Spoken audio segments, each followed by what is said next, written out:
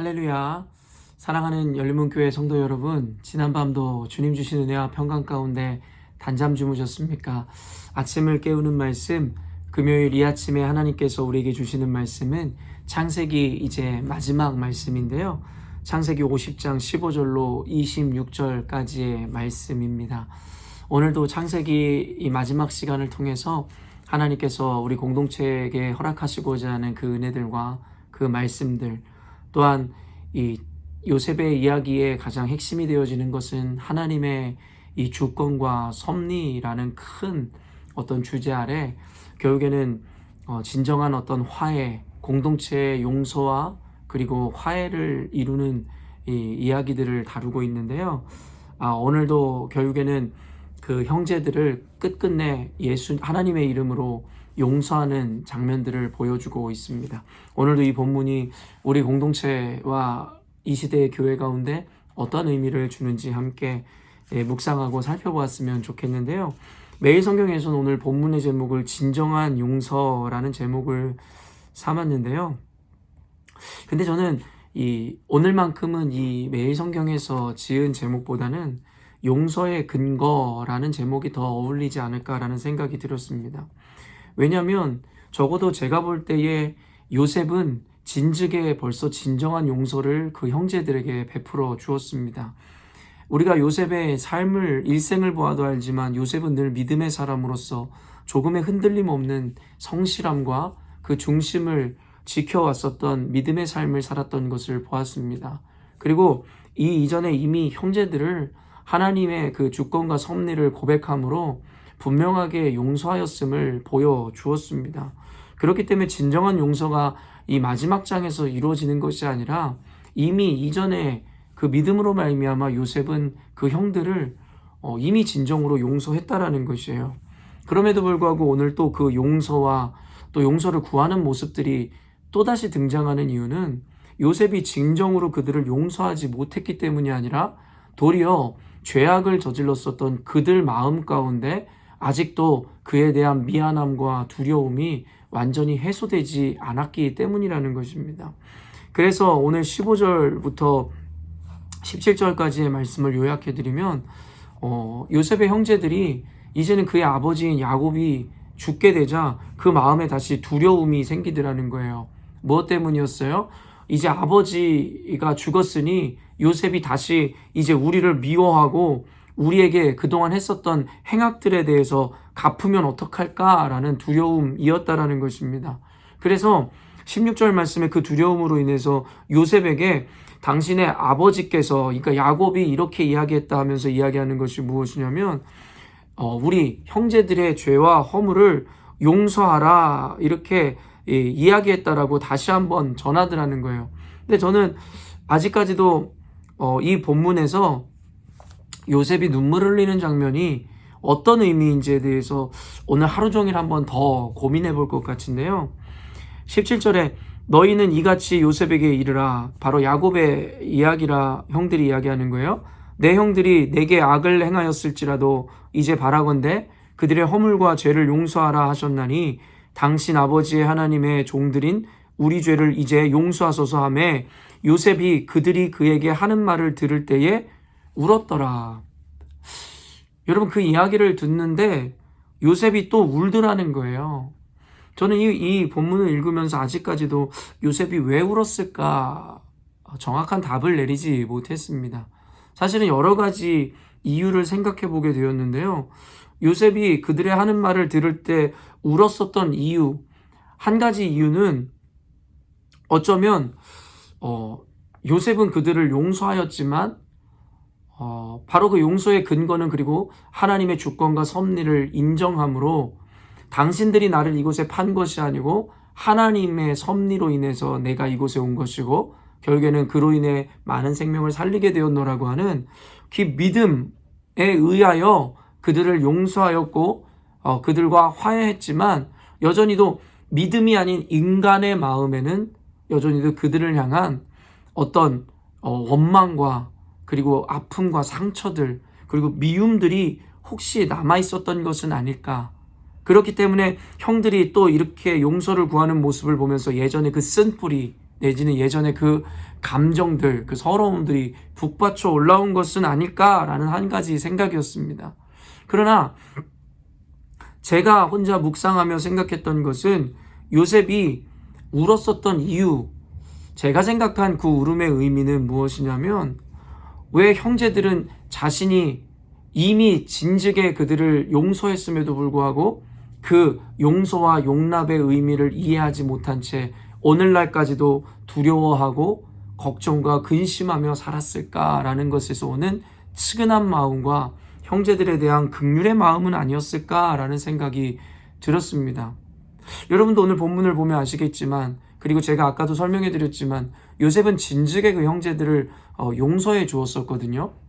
그런데 아버지가 살아 생전에도 형제들은 그 용서를 이미 받았고, 그리고 요셉과 함께 부둥켜 안고 울며 서로 화해하는 시간을 보냈음에도 불구하고 결국엔 아버지가 살아있는 동안에 그들 마음 가운데는 계속해서 그 정죄감과 그리고 그들의 악행에 대한 어떤 마음으로 인한 두려움들, 그리고 그 이후에 일어날 일들에 대해서 여전히도 근심과 걱정 가운데 살았던 것은 아닐까라는 생각이 들더라는 것입니다. 요셉의 용서를 진정하게 받아들였다면 그들의 마음에는 꺼리낌이 없어야 되며 그런 두려움이 없었을 것인데, 어쩌면 그들은 요셉이 진정으로 그들을 믿음으로 용서했으나 그들은 그 용서를 온전히 받아내지를 못했었을 수도 있겠다라는 생각이 들었어요. 그것이 바로 여과없이 오늘의 형제들의 두려움에서 나타나는 것이겠죠. 어쩌면 우리의 모습이 그렇습니다. 예수님께서는 우리를 완전히 그의 십자가에서 죽으심으로 말미암아 우리의 모든 죄악들을 용서하셨고, 우리가 예수 그리스도를 믿음으로 받아들이는 순간 더 이상 우리 안에는 어떤 정죄함이 없는 것이고, 더 이상 우리의 모습이 아닌, 우리의 어떠함이 아닌 믿음으로 말미암은 하나님의 구원을 이미 얻게 되었습니다. 그럼에도 불구하고 예수님은 물과 피를 쏟으며 우리에게 진정한 용서를 허락하셨으나, 우리는 어쩌면 오늘날에도 스스로가 갖고 있는 어떤 정죄감이라든가 마음의 짐으로 말미암아서 예수 그리스도의 용서와 용납하심을 온전히 받아들이지 못함으로 때때로 나의 연약함이나 나의 부족함으로 인해서 또 좌절하고 또 스스로를 정죄하는 삶을 반복하고 있지는 않은지에 대해 생각해 보았습니다. 요셉이 그들의 그런 마음을 보면서 측은히 여기고, 또한 그들의 고통 가운데 그들의 마음이 얼마나 힘들었을까, 두려웠을까를 생각하며 눈물을 흘린 것은 아니었을까요? 만약에 예수 그리스도의 그런 진정한 용서를 우리가 받았음에도 불구하고 어쩌면 여전히도 우리 마음 가운데 정죄감과 늘 두려움이 반복되고 공존하는 삶을 산다면, 어쩌면 우리의 모습이 오늘 이 본문에서 두려워하는 형들의 모습일 수도 있으며, 또한 요셉이 눈물을 흘렸던 이 모습은 어쩌면 예수께서 우리를 바라보며 눈물을 흘리는 모습은 아닐까라는 생각을 해보았습니다. 여러분, 누구든지 예수 안에 있으면 정죄함이 없다 이야기합니다. 우리가 우리가 의롭게 되어 구원을 얻게 된 것은 우리에게 근거가 있는 것이 아니라 오직 예수님의 완전한 용서를 믿는 믿음 안에서 생겨나는 의이며 구원인 것입니다. 그러므로 우리 구원과 우리의 용서받음의 근거가 우리에게 있는 것이 아니라 예수 그리스도의 보혈의 공로에 있기에, 또 다른 의미에서는 우리가 두려워하거나 걱정하거나 근심하거나 심지어는 우리의 죄와 연약함 때문에라도 두려워하고 걱정하고 근심하기보다는 도리어 그 마음으로, 도리어 겸손함으로 예수님 앞에 우리가 또 무릎을 꿇고 늘 주님 앞에 겸손히 살아가면 될 것이라는 것입니다. 그러므로 혹시 성도 여러분들 마음 가운데 예전에 저질렀었던 죄든 아니면 우리의 연약함의 모습이든 때 시시각각 때때로 우리를 무너지게 하고 넘어뜨리게 하는 일들이 있다면, 그것은 예수님께서 원하시는 마음이 아니라 마귀가 주는 마음일지 모르겠습니다. 예수 그리스도의 피의 공로를 어쩌면 반감하고 감소시키려고 하는 악한 마귀의 속삭임일지 모르겠다는 것이에요.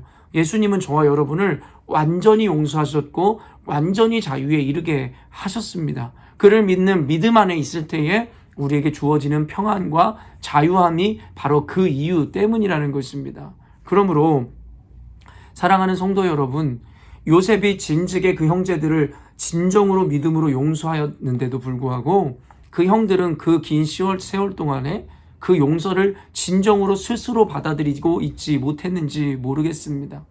우리도 예수 그리스도의 보혈의 공로로 말미암아 진정한 용서를 얻었음에도 불구하고 여전히도 혹시 죄의 짐을 지고 살아가는 분들이 계시다면 여러분 형제들과 같이 그런 마음으로 나아가지 마시고 예수 안에 자유함을 누리시기를 바랍니다. 그래서 요셉이 그 형제들을 때문에 눈물을 흘렸듯이 예수님이 우리의 그러한 연약함으로 인해서 또다시 눈물 흘리지 않도록 우리가 오늘도 주 안에서 자유함을 누렸으면 좋겠습니다.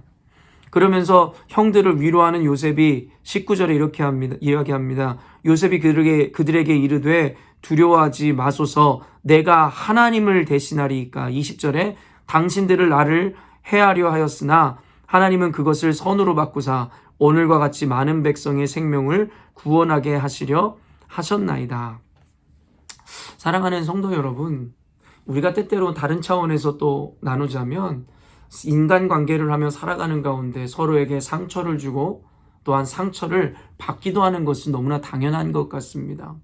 우리가 인간을 의지하거나 인간을 기대할 수 없는 이유가 바로 여기 있을 것인데요.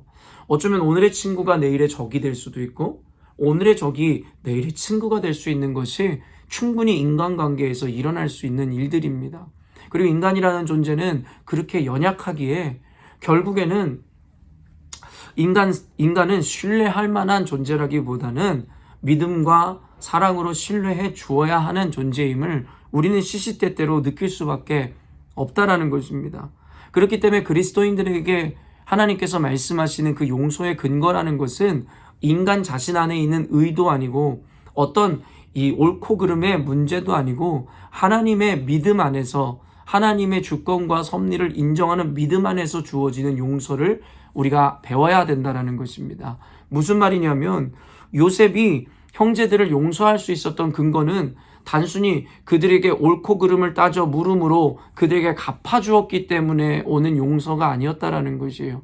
인간의 마음으로 서로가 옳고 그름의 이 죄의 경중을 따져서 그거에 대해서 벌칙을 주고 벌을 내려서 얻게 되어지는 용서의 마음이 아니었다라는 것입니다. 그럼 무엇 때문이었어요? 바로 나는 끔찍한 일들을 형들 때문에 당하였지만 사실은 그것은 형들의 문제가 아니라 하나님께서 결국엔 당신들을 사용해서 나를 이곳에 보내려 하셨다라는 그 믿음의 고백을 통하여 형제들에게 그 자신의 아픔과 상처의 이 근거를 이유를 묻는 것이 아니라 하나님의 뜻 안에서 자신의 그 억울했던 삶에 대해서 어떤 그 근거를 그리고 그 이유를 찾게 되더라는 것입니다. 그럴 때 요셉은 하나님을 믿는 믿음으로 그 형제들에 대해서 진정으로 용서할 수 있게 되더라는 것입니다.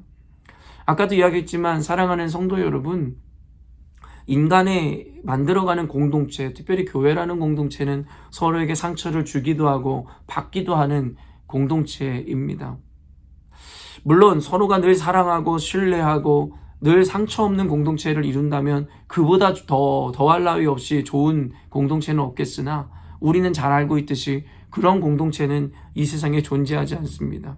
그렇다면 그런 공동체를 이루며 나아가면서도 하나님께서는 우리에게 용서하라 하시고 우리에게 분명하게 하나 되는 공동체를 명하셨기에 모순적인 이러한 현실 가운데서도 하나님은 우리에게 그들에 대해서 용서하고 관용할 수 있는 근거를 찾으라 이야기하십니다. 아마 요셉의 이 용서를 통해서 우리가 찾아야 되는 그 근거의 실마리, 힌트를 얻을 수 있는데 그것이 무엇이에요? 사람을 보는 것이 아니라 그 어떤 일의 옳고 그름을 보는 것이 아니라 그 가운데 이루어지는 하나님의 섭리를 보아야 된다는 것입니다.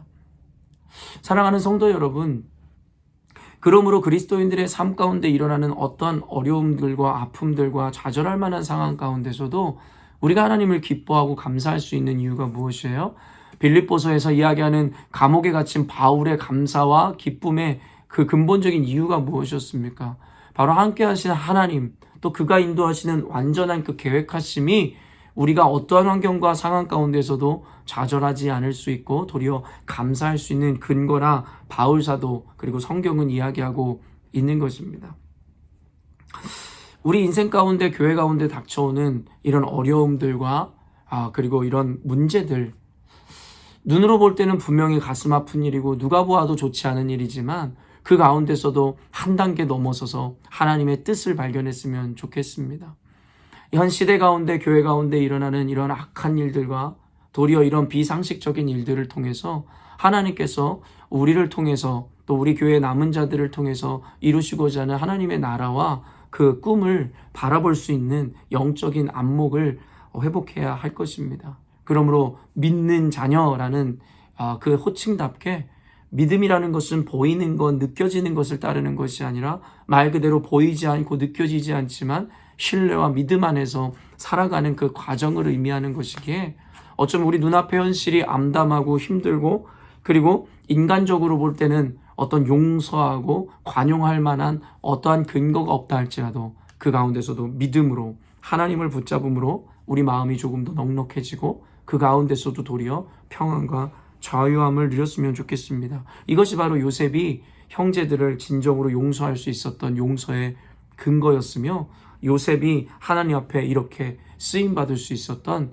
그의 근거였다라고 성경은 이야기하는 것입니다.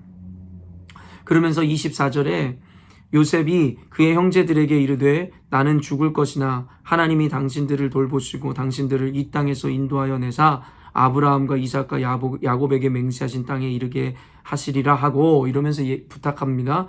요셉이 또 이스라엘 자손에게 맹세시켜 이르기를 하나님이 반드시 당신들을 돌보시리니 당신들은 여기서 내 해골을 메고 올라가겠다 하라 하였더라. 어디로 올라가라는 이야기예요? 바로 가나안 땅입니다. 결국에 요셉은 사실은 가나안 땅이 아닌 애굽 땅에서 모든 것을 이루어냈거든요. 사실은 그의 삶의 성공 그리고 그의 삶의 어쩌면 전부라고 이야기할 수 있는 것이 바로 애굽 땅이었는지 모르겠어요. 그러나 요셉은 그 형제들에게 이렇게 맹세하게 합니다. 자신이 죽거든 아버지 야곱이 묻혀있고 조상들이 묻혀있는 그 가나안 땅으로 그곳으로 메고 가라 이야기하더라는 것이죠. 이것은 야곱의 죽음에서도 나누었지만 결국에 우리가 거할 곳, 우리가 가야 하는 곳은 애굽의 화려한 묘실이 아니라 인간의 눈으로 보일 때는 초라한 게 보일지 모르겠으나 하나님의 언약과 약속과 하나님의 임재 약속되어 있는 바로 우리에겐 본향 천국, 바로 구별된 곳으로의 삶의 자리의 이동을 또 마지막에도 또 보여주고 있더라는 것입니다. 성도 여러분, 창세기를 지금까지 쭉 이어오면서 요셉의 이야기를 통해 어떤 것을 느끼셨습니까? 결국에는 우리 열린문교회와 이 시대 교회 가운데 하나님은 충분한 어떤 메시지와 음성을 들려주신 줄로 믿습니다. 오늘 이 메시지들을 통해서 우리는 이 세상의 원리를 따르는 자들이 아니라 이 세상을 살아가나 결국엔 우리는 본향을 향해 나가야 되는 하나님의 약속의 자녀답게 주의 뜻을 이루는 삶을 살아야 할진데 그 방법과 그 과정은 결국에는 인간이 생각하는 합리와 논리와 이성과 그리고 어떤 죄의 경중을 묻는 그런 것이 아니라 믿음으로 해석하고 믿음으로 이겨내고 믿음으로 살아가야 함을 오늘 말씀에서도 동일하게 또한 보여주는 것을 보게 되었습니다. 아까도 이야기했지만 요셉의 고백, 당신들은 나를 해하려 하였으나 하나님이 그것을 선으로 바꾸사. 여러분, 하나님께서는 합력해서 선을 이루시는 분이심을 믿으십니까? 우리 교회 가운데 일어나는 이런 악한 일들, 세상 가운데 일어나는 하나님을 반대하는 이런 악한 이 세대들, 여러분 그럼에도 불구하고 절망하거나 실망하거나 두려워하지 마십시오. 하나님께서는 모든 악행을 바꾸셔서라도 하나님의 선으로 이루시어 결국엔 그의 백성들에게 생명을 구원하는 방법으로 도리어 허락하신다라는 요셉의 고백처럼 오늘도 하나님 말씀을 붙잡고 믿음의 단호함 가운데 서서 살아갈 여러분 용기를 잃지 마시고 힘을 내십시오. 하나님께서는 하나님의 편의 선자들과 늘 함께 하시며 그 자들의 삶을 하나님 결코 놓지 아니하시고 하나님께서 그들의 삶을 두렵게 하는 악한 일들 역시도 선으로 바꾸사 하나님의 약속을 받은 백성들에게 하나님의 선대하시는 은혜를 허락하실 것입니다. 그럼 오늘도 이 창세기 말씀을 통해서 우리가 깨달은 바대로 실천하는 삶, 하나님께 영광 돌리는 하루 되었으면 좋겠습니다. 기도하겠습니다. 하나님, 창세기 또 요셉의 이야기를 시작한 지 얼마 되지 않았는데 오늘 이렇게 창세기 50장까지의 말씀을 마무리하게 되었습니다. 창세기를 통하여 또 우리 공동체 가운데 어떤 말씀을 하셨고 또 그 말씀 가운데 감추어진 그 보화를 발견한 자들은 누구일지요. 하나님, 우리로 하여금 그 말씀을 모두 들은 자들답게 선한 열매 맺게 하여 주시고, 이 말씀을 통하여 오늘도 주님 안에 거하는 삶, 믿음으로 사는 삶이 얼마나 복되고 아름다운 삶인지를 또 한 번 깨닫고 또 믿음으로 간증하는 하루가 되게 하여 주시옵소서.